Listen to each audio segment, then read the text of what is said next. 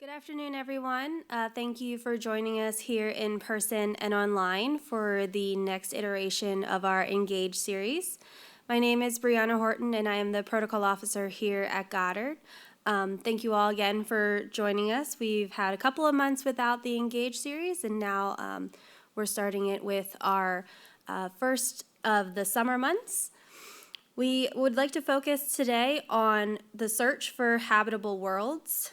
As most of you know, the question of whether we are alone in the universe sparks curiosity in astronomers and space enthusiasts alike, along with everybody here at NASA. To answer this question today, we would like to take about an hour of your time with 5 of our scientists here at Goddard to talk a little bit about what Goddard is doing for the search for habitable worlds. So now I would like to turn it over to Claire to begin our panel today. Thank you. Hi, everyone. My name is Claire Andreoli, and I work in the Goddard Office of Communications. I'm the Astrophysics Communications Manager, and we're here to talk about exoplanets, so thanks for joining us today. 40 years ago, we hadn't yet confirmed that exoplanets even exist. We've now confirmed thousands, including those that might possess the characteristics to support life, but more on that later. Finding exoplanets that are hundreds of light years away is complex. Learning what they look like, what they're made of, and whether they're potentially habitable is even harder. Scientists at NASA and all around the world are committed to this search, and Goddard is playing a huge role. Some of our premier Goddard exoplanet experts are here with us today, and we're going to be talking about some of the key challenges in the search for habitable worlds, the current observatories that are helping us learn more, and the future missions and emerging technologies that will move us forward. So we're going to lead off today by introducing our panelists, and I'm going to ask each panelist to state their name and their title and their current research focus and mission that they are supporting. And we can start with you. Hi, everybody. My name is Christina Hedges. I am the Test Science Support Center lead here at Goddard, where I work with the Science Support Center to make sure that scientists around the world can get the most out of NASA test data. My research focus tends to be on exoplanet detection, characterization, and time series studies. All right. Hi, I'm Nicole Colón. I am newly the James Webb Space Telescope operations project scientist, and I've been on the project, though, since 2019 before launch, and my focus has been on, like Christina, the detection of exoplanets, but also the characterization of their atmospheres, and the James Webb Space Telescope is really starting to revolutionize that field by probing deeper into atmospheres than ever before. Hi, everyone. I'm Elisa Quintana. I've been studying exoplanets since I was a graduate student back in 1999. It's one of the most rapidly growing fields. It's a very exciting topic to study. And I've done everything from detection to formation, habitability. My most current project is leading a small mission called Pandora. This is set to launch in about a year. And it's really going to take a lot of observations of the host star to see how star spots and other stellar activity contribute to us trying to measure these really small features in their atmospheres, in the exoplanet atmospheres. Hey, everyone. My name's Tom Barclay. I am the operations scientist for NASA's next flagship observatory, the Nancy Grace Roman Space Telescope. We'll be launching Roman in late 2026, which is just around the corner, and it's very exciting. And exoplanets are going to be a core component of the Roman Space Telescope. A large amount of the science we're going to do involves understanding exoplanets. And so the areas that I'm kind of really interested and excited about that Roman's going to contribute to are really an understanding populations, understanding the demographics of planets, and understanding where they form and how they form, and how many of them are out there and what do they look like. All right, and hello everybody. I'm Jada Arney. I am a planetary scientist and astrobiologist, which is somebody who studies life beyond Earth in the universe, My major interests are understanding, what is a habitable planet, what makes a planet habitable, how might we search for signs of life beyond our solar system, what are the best signs of life we could search for, and how do we search for them. I am currently the co-chair of the Habitable Worlds Observatory. It's a long name to say, Living Worlds Working Group. I'm also very, very interested in what solar system planets can teach us about exoplanets. We think of these solar system worlds as the exoplanets in our backyard. And I am the deputy principal investigator of the Da Vinci mission to Venus. Perfect. Thank you all for joining us today. I feel like we should start off with the basics. Let's do like a quick Exoplanets 101 crash course. What are they? We've established that they are planets outside of our solar system, but what are they like? How far away are they roughly? Is there an easy answer to this question? Who wants to take that? Go ahead. Okay. Exoplanets are quite simply planets like planets in our solar system, but orbiting other stars. The history is kind of interesting. I think that the history of exoplanets goes back hundreds of years of us thinking we found exoplanets and haven't found them, and there's about a dozen or more discoveries, and when people are sure they're out there. I think throughout that kind of history, people are pretty sure there are planets around those other stars, right? Because we have them around our stars, but we didn't know of them really planets like our own solar system until the 90s, and that's when we everything changed. Really fundamentally, our kind of picture of our place in the galaxy and our place in the universe changed, and we know that planets are common and planets are out there. The next kind of decade is teaching us like what are the planets like and how common are they. We learned planets like our own are probably out there. They look like they're probably planets like Earth. There's certainly planets like Venus out there. There's planets like Jupiter out there. Our solar system, we don't know quite how representative of us, but it doesn't seem to be particularly unusual. Most stars have planets. I think one of the biggest discoveries, of my time in exoplanets is learning that most stars out there, most stars in the night sky have planets orbiting them. And that was, really, really exciting. We're kind of transitioning now from the period of, a period of first learning, are there planets out there? Yes. How common are they? Now to knowing, okay, what are the individual planets like? What are there? Studying them in great detail, finding the best planets to characterize, and then studying them in great detail. And then the future is more demographics, more understanding the populations, and then really honing in on individual planets and doing deep, deep studies in individual planets. The ultimate goal is, are we alone? Right? To me, that's it's inconceivable. Maybe 10 years ago, 20 years ago, that you can sit here at NASA and say, yes, our question we want to answer is, are we alone? But that's where we're going, and that's what we're doing with this kind of evolution. Yeah, no, that's great. And so I feel like we're setting the scene. We've set the scene with this very poetic idea that pretty much every star that we see in the sky has at least one planet orbiting it, which is awesome.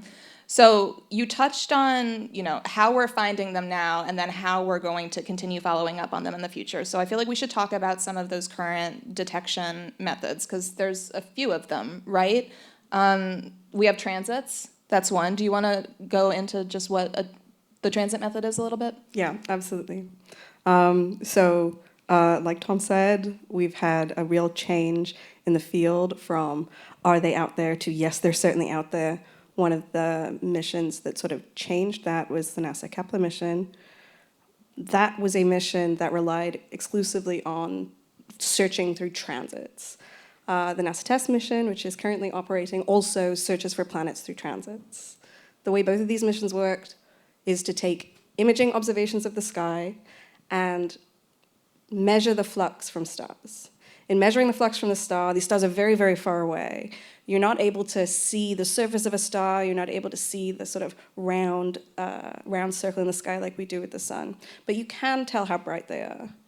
As you have an opaque planet move between you and that star, the light from the star will have a very small dip in it because some of the light is being blocked by that planet.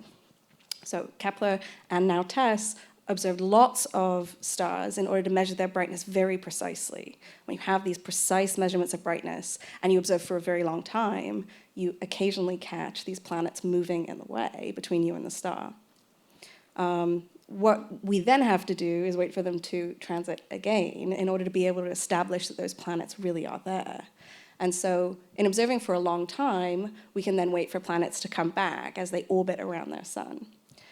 Because you're more likely to find planets that come around more often, you're then quite biased towards finding planets that are shorter periods. If you want to find those longer period planets, ones that maybe look a little bit more like the ones in our solar system, you're going to have to observe for longer and maintain that very precise, accurate survey to be able to detect these very small changes in the starlight.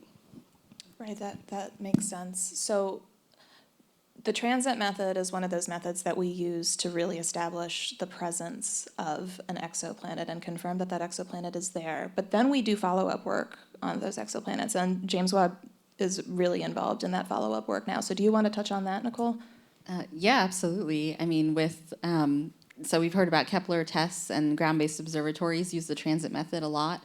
The catch with Kepler, even though it basically told us planets are everywhere, right, was that most of the stars were too faint and too far away to really give you the signal to noise to study the planets beyond knowing they're there and their general size. And so TESS came along and searched all the nearby sky, essentially, for planets around nearby bright stars. And so bright stars give you the signal to noise that you need, because what you're doing then is use the transit method a lot with JWST to look for when the planet passes in front of the star. But now imagine the planet has a very thin atmosphere relative to the core of the planet, the opaque part of the planet. If the planet has an atmosphere, that atmosphere can block extra light from the star, causing a deeper dip in the brightness that you're measuring. So it basically blocks a little bit more light. And we're talking, like 0.1% or less changing in brightness when you're looking for the atmosphere signals. And the reason this happens is because there can be things like water vapor in the atmosphere of a planet, right, that can be absorbing the starlight, essentially, and causing the planet to appear bigger at the wavelengths of light where we know water absorbs light. And so JWST is really pushing the frontier of this, because previously we had access to, we still have access to the Hubble Space Telescope, which looked at a lot of planets so far and found a lot of water vapor in exoplanet atmospheres and a few other molecules, but JWST offers us to push further in the infrared wavelengths, and that allows us to access more carbon molecules. And so we are now seeing all kinds of new molecules that we had predicted, but we hadn't yet confidently detected, including carbon dioxide and carbon monoxide, even sulfur dioxide, the list goes on. So already, less than 2 years in operations, JWST's just revolutionizing already our knowledge of the exoplanets it's looked at with the transit method. Yeah, amazing. And Lisa, can you talk about how Pandora is going to fold into some of the spectroscopy work that JWST is doing right now? Yeah, so to put Pandora into context, NASA has this nice long roadmap in the search for, another world, another Earth. It consists of several flagship missions. We have Hubble still operating, James Webb, Roman's going to launch, Habitable Worlds. One nice thing that we do at Goddard also is build a lot of smaller spacecraft. So we have a nice broad portfolio of different types of spacecraft. And so you can build smaller missions much quicker to answer some of the questions that may fill in some of the gaps in between these longer missions. And so one thing that we've learned when probing the atmosphere of these small planets with Hubble and now with Webb is that it's wonderful we can start to see atoms and molecules in the atmospheres of these exoplanets, but it's really, really hard regardless. And so when you have higher and higher precision and you're looking through the atmospheres of smaller and smaller planets, particularly rocky planets that have a very thin atmosphere, the measurement becomes really difficult. And so one of the complications is the variation in starlight. And so we know, from our sun, you can see star spots. A lot of the stars in our solar neighborhood, these smaller stars, are much, much more active. They have a larger fraction of spots rotating in and out of view. And what this does is cause variations in what we call the spectrum that we collect, which can actually mimic or mask planetary features. In addition, some small stars actually have water in their atmospheres. And so when we're trying to find water in the atmospheres of these small Earth-like planets, we want to be really sure it's not coming from the star before we go tell the press and make a big stink about it. And so we designed the Pandora mission specifically to solve this problem. And with a small mission, you can observe stars for many days at a time, which you can't do with these larger missions because the telescope's time is so valuable. So we can send this small telescope out, sit on a star for a really long time, and sort of map all the star spots and really disentangle the star and planet signals. And so it's filling a really nice gap and helping us to sort of calibrate all these stars that James Webb is going to look like, so we can be really confident that all of these molecules we're detecting in the Webb planets are real. Interesting. It's almost like it's like the fake out scout, almost. Just like making sure that what we're seeing is real. That's really cool. Before we switch gears, I wanted to touch base on a couple of other detection methods that I feel like Roman is going to be instrumental in helping to fill in some gaps. So we talked about how the transit method is really good at finding these shorter period planets, but let's talk about some of the other methods that Roman is going to really contribute. Yeah, absolutely. So the Roman Space Telescope is a survey telescope. And what that means is we're very efficient at looking at large areas of the sky. And so looking at large areas of the sky kind of enables you to do a few things. One of them is look for very rare objects. You just cover a lot of the sky efficiently, you can find a lot of rare things. The other is looking at enormous numbers of objects. With the one of the ways Roman is going to benefit exoplanets is actually doing both of those things. And it's using a technique called the gravitational microlensing method. But that relies on two things. One is looking at enormous numbers of stars. We're talking like 80 million plus stars. The other is looking for very, very rare things that happen on those 80 million stars. So what is microlensing? What you have is you look in an area of the galaxy where there is very, very high stellar density. There's lots and lots of stars along your line of sight. So the way we do that is we look towards the center of the Milky Way. If you go to, in the southern hemisphere, you go to a very bright site, it's very clear where the center of the Milky Way is. It's bright because there's a huge numbers of stars very, very far away. What we're doing there is we're looking for chance alignments along our line of sight of two stars. And so if you have a background star in the center of the galaxy, and then you have a star between us and that star between us and that can act like a lens, and so the background star gets brighter. And so you can learn something about this star that's between us and the background star by measuring how bright the background star is. So it's the star between us you're learning about. And you see this brightening event, and it can be significantly brighter, but it relies on very, very, very precise alignment along the angle we're looking at between these two objects. If that star between us has a planet, you'll see the star act like a lens, and a lens, it simply, causes it to get brighter. The planet also acts as a secondary lens, and so you see a second peak happen, and by measuring the duration and the brightness increase of that, you can learn about the planet. Now, why is this interesting and why is it important, and why not use transits or other methods for doing this? Microlensing's real benefit, and where we can do things that we simply couldn't do before, is by looking at planets that are fairly far from their stars.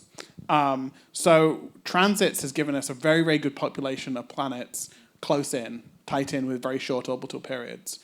The Roman microlensing project is going to fill in the space where we don't know about planets particularly well, and that's a population of things on orbits beyond Earth. So Earth out towards orbits more like Uranus and Neptune.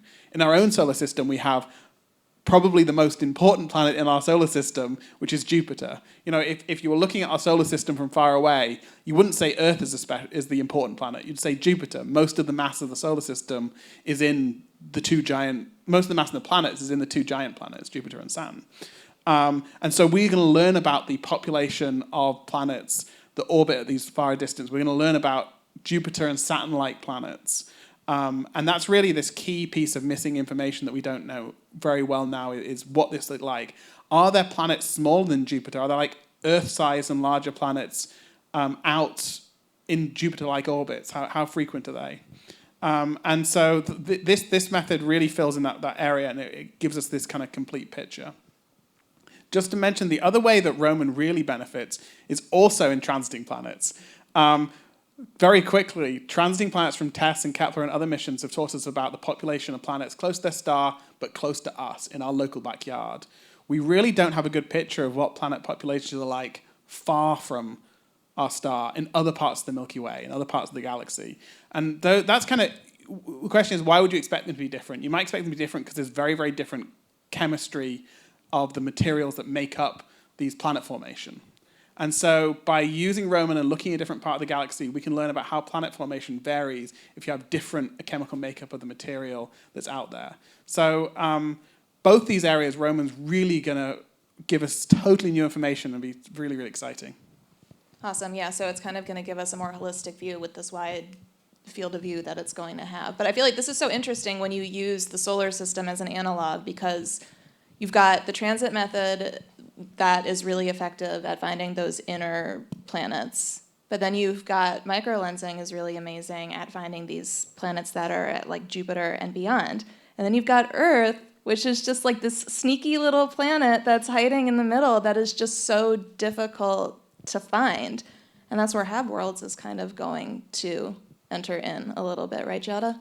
Yeah, absolutely. You know, I think it's so amazing to think about all of the amazing exoplanet science that we've done as a field from the past couple of decades, and also amazing to look at the amazing results coming out of the James Webb Space Telescope in the context of the fact that JWST wasn't designed to study the atmospheres of exoplanets. It can do that because it's an amazingly capable observatory. It's one of NASA's great flagships, but it wasn't designed for that science. So the Habitable Worlds Observatory is really, really exciting for me as a planetary scientist, because it's going to take these, astrophysical objects and turn them into real worlds. It's going to be the first facility that's being designed to probe the atmospheres and characterize the atmospheres, measure what these worlds are made out of.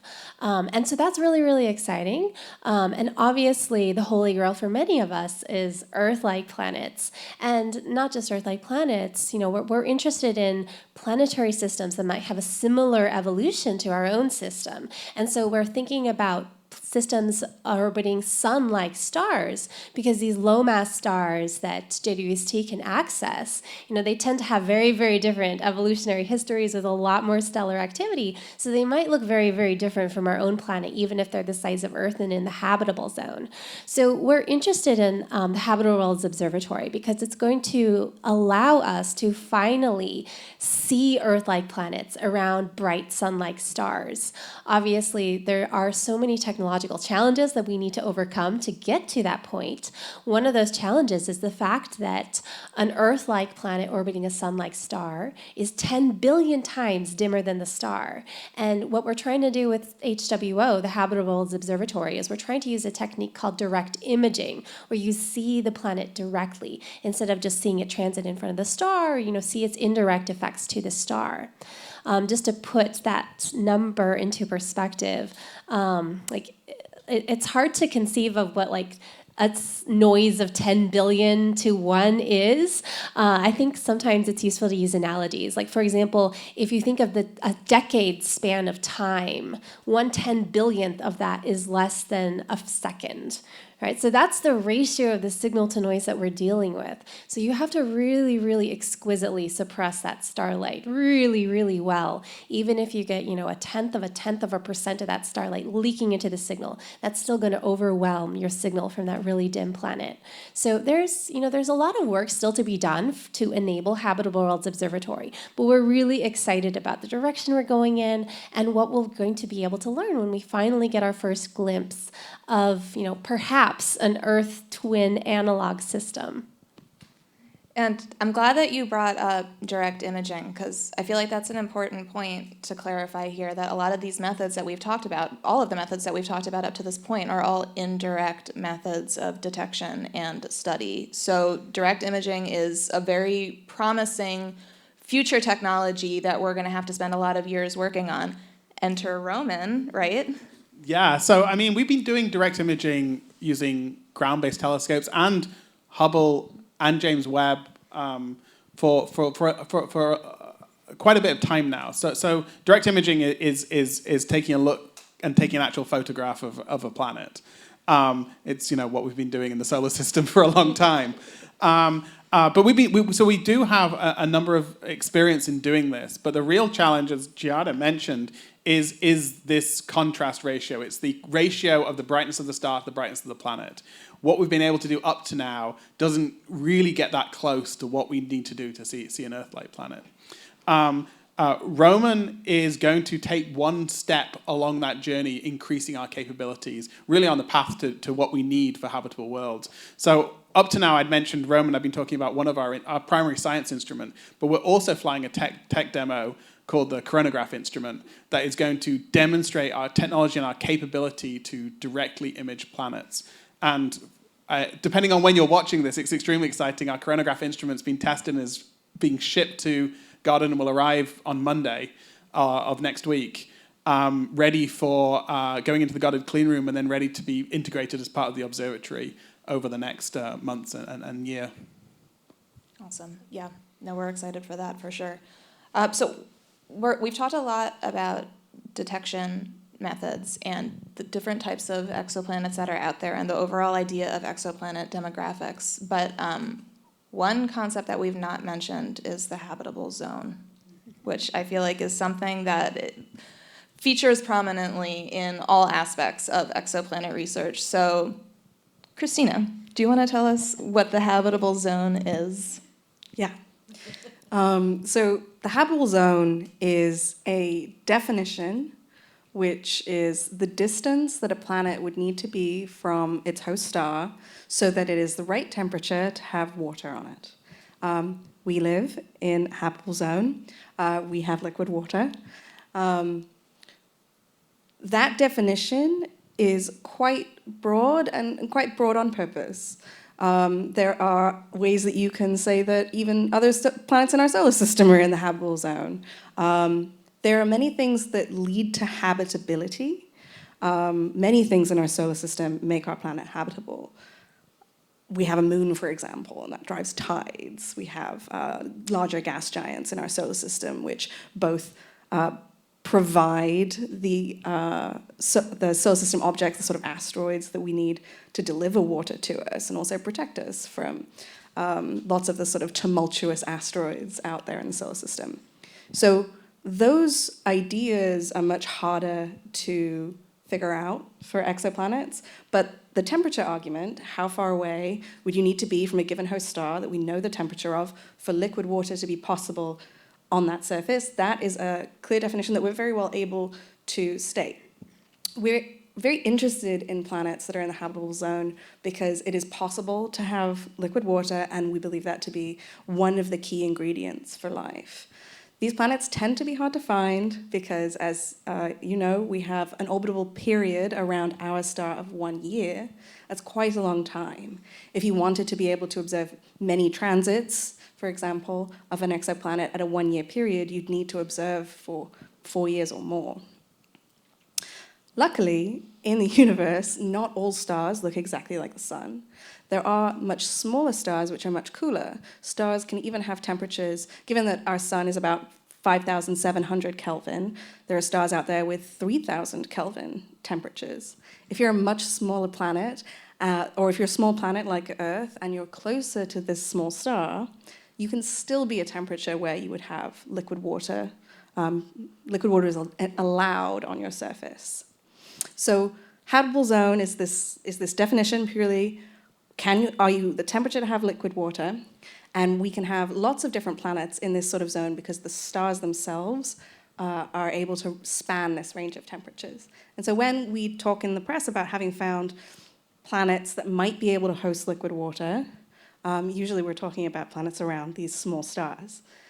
Now, James Webb has done lots of work on the atmospheres of planets in all different kinds of zones, habitable or not, to try and learn more, but tends to go for these stars which are smaller, as Knicole had said.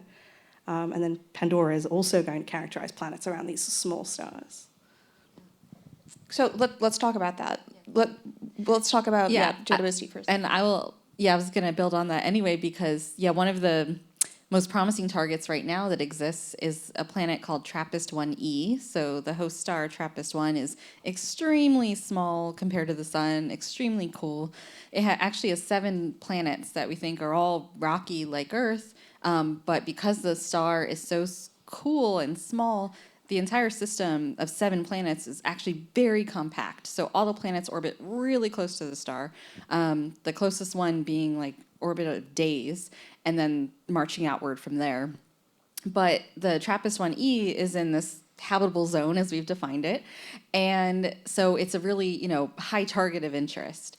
And so I'm actually part of a program that's using JWST to look at this planet, to study its atmosphere with the transit method.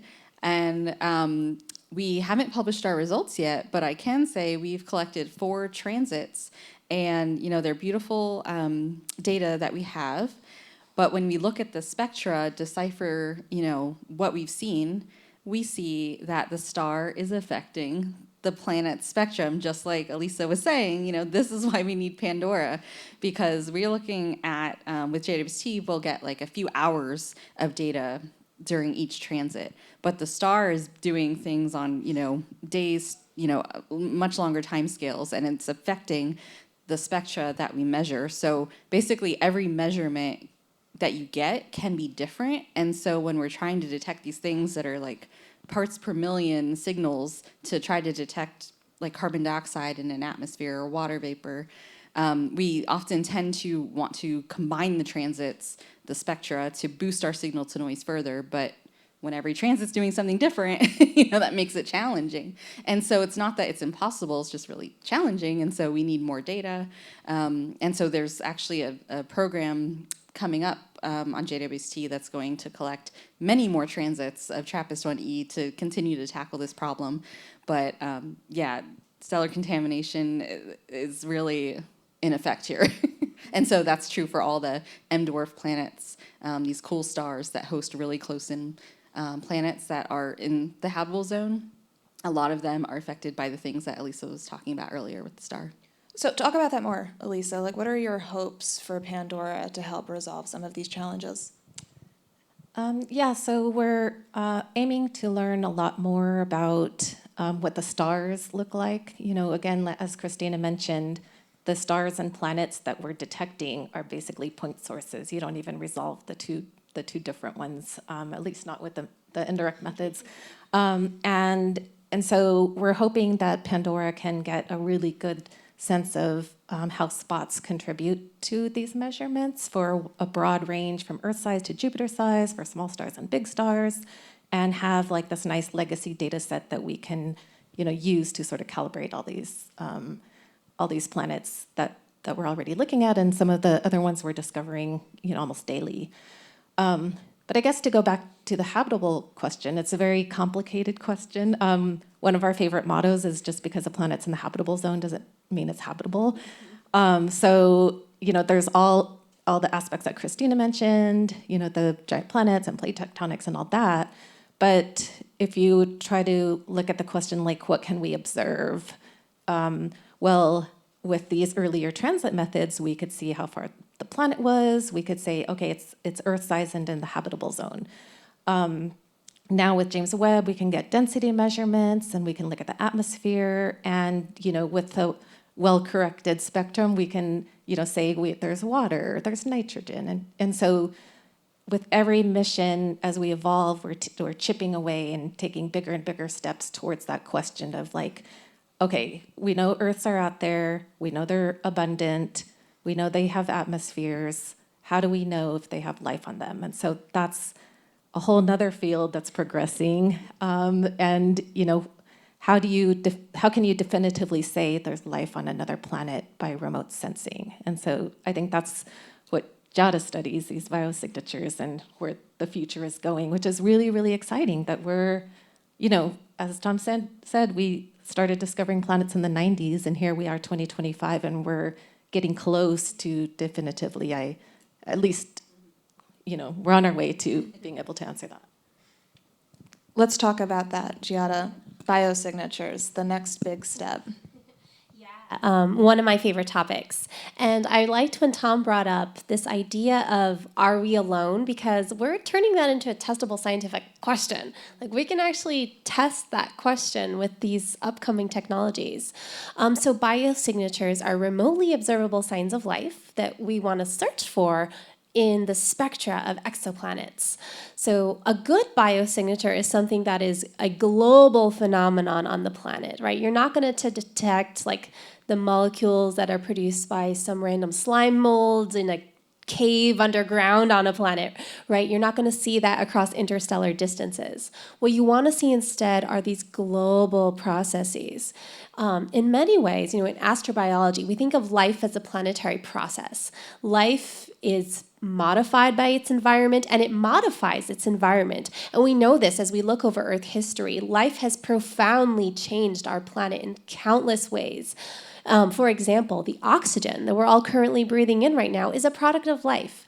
It's a product of oxygenic photosynthesis, which is the dominant metabolism on our planet. And so we want to search for things like oxygen, these dominant byproducts of life, these metabolic processes that can change the planetary atmosphere in profound ways so that you could actually detect them across interstellar distances. So some biosignatures of our planet, oxygen I mentioned earlier. Oxygen arose on our planet billions of years ago when cyanobacteria arose and started doing oxygenic photosynthesis. So you would have been able to detect, oxygen producing life on our planet for billions of years, well before we got here, thanks to those microbes. Ozone is a photochemical byproduct of oxygen. So when oxygen interacts with UV light in the atmosphere, it can produce a new gas called ozone. And so ozone is a way to indirectly see oxygen in a planetary atmosphere. Another potential biosignature is methane. So most of the methane in our atmosphere comes from life. It's a type of microbe called methanogens. These methanogens today eke out a living in various places like cow guts, hydrothermal vents. They produce methane. We think methane-producing microbes evolved very, very early in Earth's history. And so these are the kinds of things we want to search for in exoplanet atmospheres. So we're thinking about these questions, what are Earth's biosignatures? What were Earth's biosignatures over time? Because they changed over time, and what other kinds of biosignatures might there be around other planetary systems in other photochemical contexts, because the star-planet interactions are really, really critical. So theoretically, if we are looking for another planet, we could find an Earth-like planet, but we could find an Earth-like planet as Earth was millions of years ago, potentially. Potentially, yeah, and that's certainly something that we're thinking about. The many faces of Earth through time. In some ways, Earth is more than one planet when you think about how it has changed over geological history.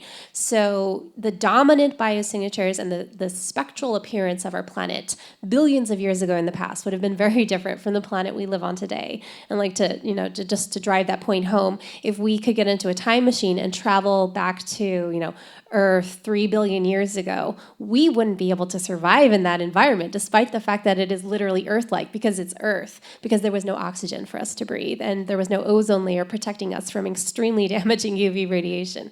But our planet was still habitable, just for different kinds of life. Yeah, so I mean, that also brings up, because Elisa, you had mentioned before how one of the golden rules is that just because a planet's in the habitable zone doesn't mean that it's habitable, which I think is also so interesting. And we have examples of that are right in our own solar system, right?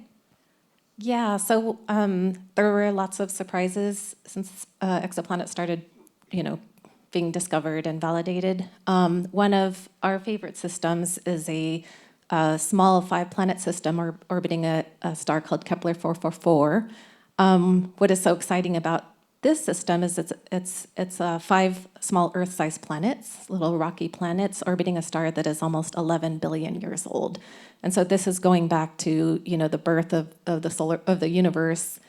And it's interesting, we talk about habitability now, and we look for planets in the habitable zone now, but you also have to think of that access through time. And I know that you study Earth through time, which is really interesting. But maybe these planets, well, we don't know they're not habitable. They look like they're bare rocks, but maybe they were habitable over time, and maybe they're not. And so that's a system that really made us kind of put things into perspective, that we're not just looking for, it's not a static thing. It's an evolving thing. And so we have lots of examples of lots of different Earth-sized planets, a bunch of, a wide variety of different sized planets in the habitable zone. And so really identifying that Earth 2.0 has been a little elusive, but we're getting there. And Venus is kind of playing a role in this too, right? Yeah, absolutely. So Venus is really interesting because there's, when you look at it today, it's a really dramatically terrible place to go. It's a planet with clouds made of sulfuric acid. The surface temperature, we like to say on the Da Vinci team, is hot enough to cook a wood-fired pizza. The surface pressure is equivalent to being about 1 kilometer underwater, right? So not a nice place to visit. But there's these intriguing clues in the atmosphere and on the surface suggesting it may have been habitable in the past, right? So that speaks to Elisa's point about, habitability is not a static property of planets. It's something that planets could evolve into, could potentially lose over time. And so we're really interested in interrogating this question of what could we learn about habitability as a process by looking to the worlds in our solar system, including Venus, which is right next door to us, because Venus might have a lot of clues and stories to tell us about what does it mean to be habitable? How do you lose habitability? What are the processes that influence habitability on our planet? And that's really important as we're beginning to search for potentially habitable worlds beyond our solar system, since as we've talked about, not all planets in the habitable zone will be habitable. So we want to better understand this multidimensional parameter space in which habitability can exist. That's so interesting. I've never thought of it that way, because we always talk about exoplanet detection and follow-up studies as kind of a series of boxes that you're checking, but in reality, it's the whole concept of habitability is kind of like a moving target. Yeah, I mean, I think it's an exciting time. Previously in exoplanets, we could only measure sort of 2 properties of the planet. So we measured those 2 properties, and then we ranked them, and we decided which are the best planets and which are the worst planets to follow up. And there's two kind of pressing competing things. One is, what planets might be close to the habitable zone and interesting based on the 2 things we know about them, how far they are from their star and what size they are. The other is what is our capability to actually follow them up? Because there's no point. It's only so good you find something that's interesting if you can't take additional measurements. And so a lot of this discussion of planets around the cooler stars, what's driving that is they're the planets that we can study in detail right now.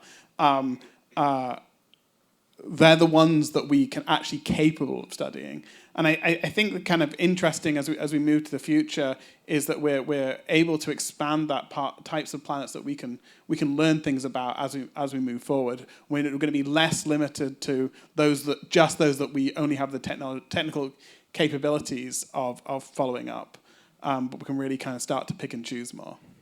Yeah.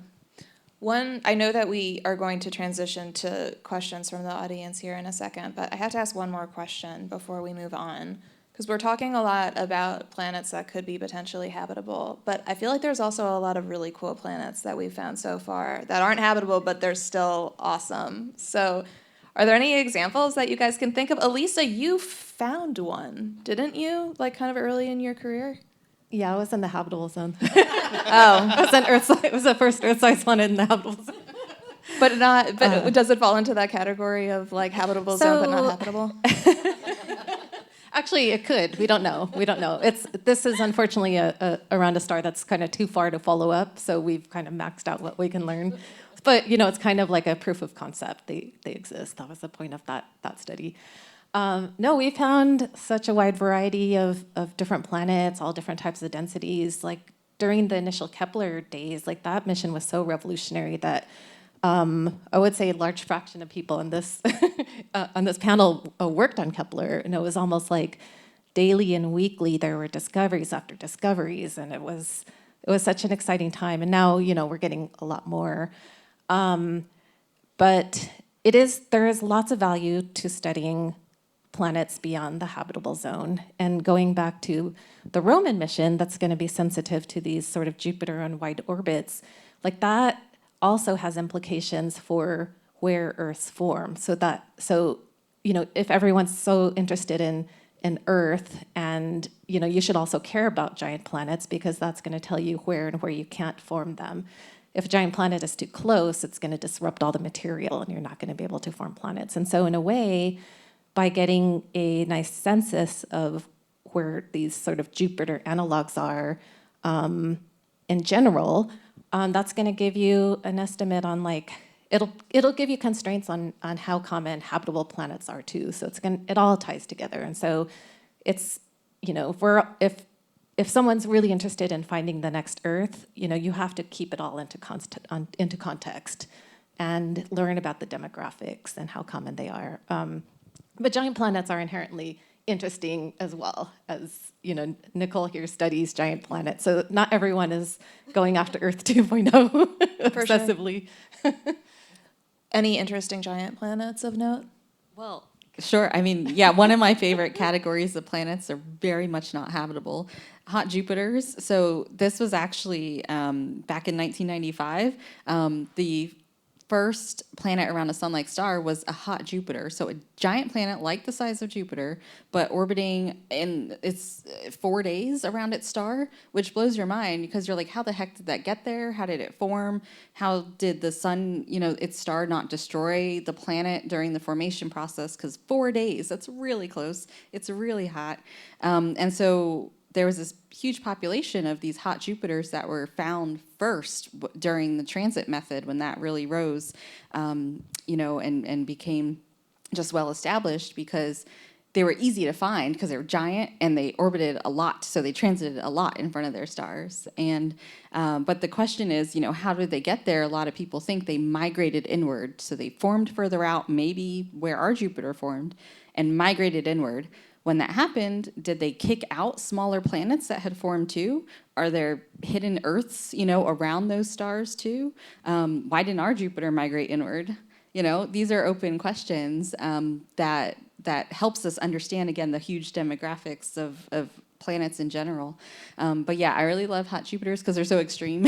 And JWST is also, able to dive in to their atmospheres, and it's revealing that's where a lot of these new molecules are being detected, and new chemistry we're seeing that we knew was there. So it's not new chemistry, new molecules, but we just never had the data quality to detect them before. So the more we learn about literally every type of planet, not just hot Jupiters, the better handle we have on the makeup of the disks that planets form from, and the likelihood of, potentially habitable planets forming. So it all ties together, really.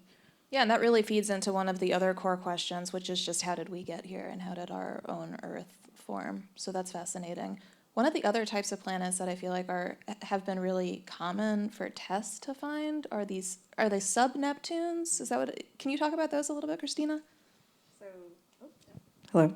So I also find these hot Jupiters fascinating. How they get there? Another fascinating class of planets is a kind of planet that we don't really have in our solar system, which is this planet that Kepler found a lot of, these sort of super-Earth or sub-Neptune planets, which live in a realm where they're bigger than our planet, but maybe smaller than Neptune-type planet.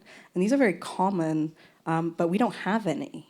And so these seem to be like a fascinating class of planet that Tess is finding, that Kepler found, that we don't have an analog of in the solar system. Like, where is our super Earth? And so that's a really interesting field of study to help us understand, okay, what are the demographics of exoplanets that exist? There seem to be these examples of things that we just don't have. Why don't we have them? Is our system common, or is our system very uncommon? These are hard things to piece together because we don't have good windows into, we have good windows into hot Jupiters, but not into regular Jupiters when we look for exoplanets around us. So when we find these super Earths, when we find these hot Jupiters, we have this incomplete story that we then have to piece together to help us understand, given the demographics that we find, are we common or are we very unusual in our architecture? I think one of the reasons that the field of exoplanets has been so fast growing and so exciting is primarily because planetary systems don't look like our own. If they looked like their own, we would have found very few planets, and we probably might, well, maybe we would have kept going, but it wouldn't have been anywhere near the energy to keep going. But because most of the planetary systems we've found don't look anything like our own, they have planets much, much closer to their stars. That means we've been able to find enormous numbers of planets, 5,000 plus.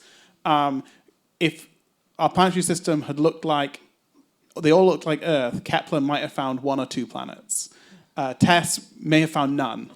But they don't, they've found thousands. And so the universe has been kind to exoplanets because it's enabled us to really, really hone our techniques and learn them. And now with all these things we've learned about how to find them, we can push into finding things that do look like our own, because now we have these both the scientific capabilities and the technological capabilities that we've honed.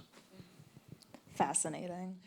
We're going to transition to questions from the audience. So if you have a question, please enter it into the chat. I love this question from James. They want to know, will there be a way to observe rogue planets?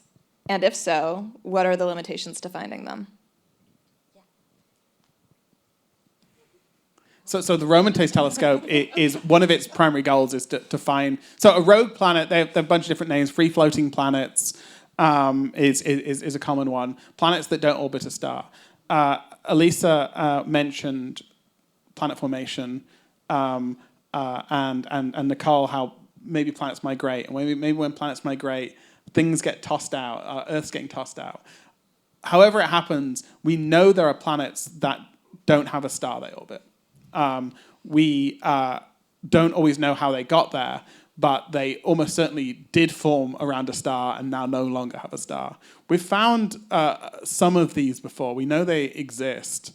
Using this microlensing technique I mentioned, we use it from Roman, so we can go make these measurements where we see a star and then we see a planet around it. We can also just measure planets, and we'd like to see a relatively large number of these. We should get a population estimates of like how frequently are there planets out there that don't don't have a star they orbit. They're just kind of free floating around. So they're probably quite common. There are like estimates that our own solar system kicked out, a significant fraction of the planetary mass material during its formation phase.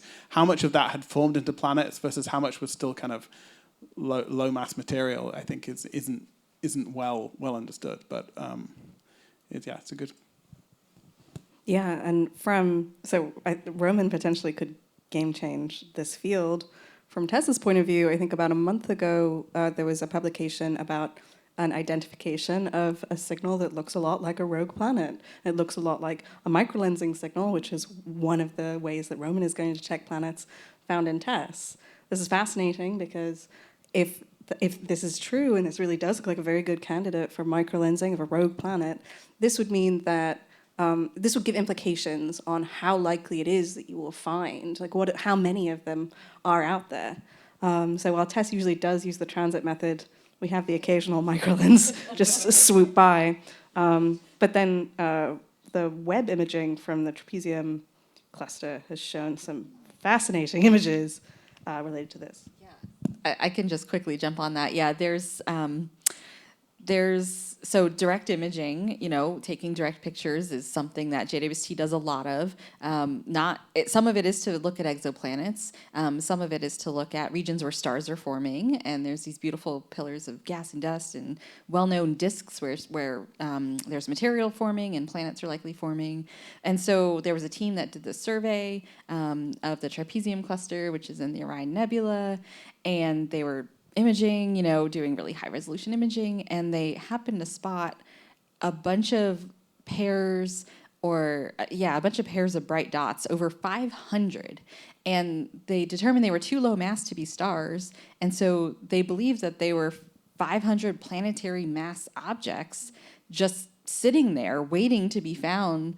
And that just, I think it's safe to say it blew all our minds, because we weren't anticipating that that so many potentially free-floating objects existed when you're looking at, one small part of the sky, relatively speaking. So, that's a big area of study, and there's further follow-up going on there. But, so JWST is contributing this right now via direct imaging, and, they're called jumbos if you want to look them up. So, it's a really fascinating field. Awesome.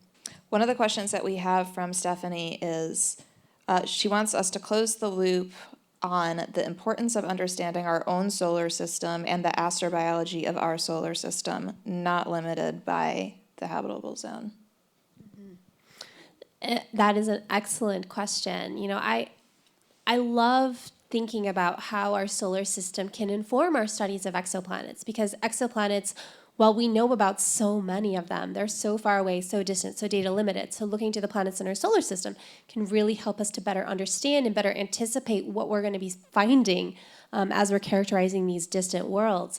And so, this idea that was just brought up in the question is habitability is not confined to just the habitable zone, right? You can have pockets of habitability, subsurface habitability beyond the habitable zone. We see this in our own solar system, in the subsurface oceans of the icy moons in our solar system, places like Europa and Enceladus, like amazing, fascinating places. I think those are incredible places, extremely worthy of study. I want to know everything about those oceans. What's challenging for exoplanets is that unless those oceans are producing detectable biosignatures that you could see on the surface, or in any sort of atmosphere that might be surrounding, like a super exo Europa or something, it would be very challenging to detect subsurface cryptic biosignatures across interstellar distances. So the habitable zone concept we adopt in exoplanets is sort of it's a limited, but it's a practical construct, and it's not the only places that habitability could exist, but it's more the places of where do we think we have the best chances of actually detecting across light years of distance signs of habitability, signs of life that's visible to outer space. I also like that question because it calls to mind Saturn's moon Titan. Now, we don't think that there's life on Saturn's moon Titan, but Saturn's moon Titan has a lot of methane in the atmosphere, which I mentioned earlier is a type of biosignature. And so it reminds us that we have to consider every biosignature in the context of its environment to truly understand, is it a biosignature or is it what we call a false positive?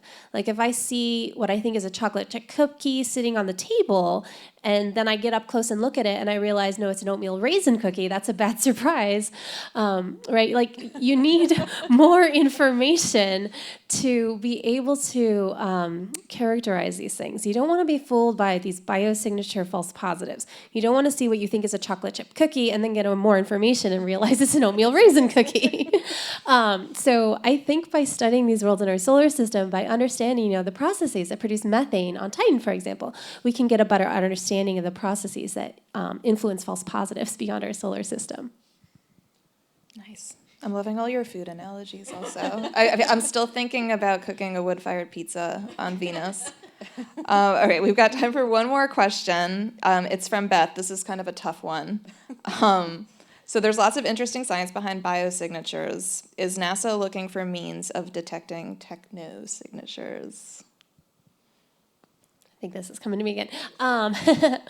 So Habitable Worlds Observatory is not excluding technosignatures from our considerations of biosignatures. I would consider technosignatures a subset of biosignatures. So, it's sort of a question of what types of technosignatures would Habitable Worlds Observatory actually be able to detect. So in our Living Worlds Working Group, we do have a technosignatures task group that's being led by Ravi Kaparapu, who's one of our colleagues here at Goddard. And so he and the folks in his task group will be exploring that question of what could you actually, potentially detect with the Habitable Worlds Observatory. Awesome. Well, that is all the time, unfortunately, that we have for today. I want to thank everyone for attending, both in person and online. I want to thank our amazing panelists, our exoplanet pioneers. And please stay tuned for more information on the next Engage session, which will be in June, and will feature discussions on GOES U. So thanks, everyone.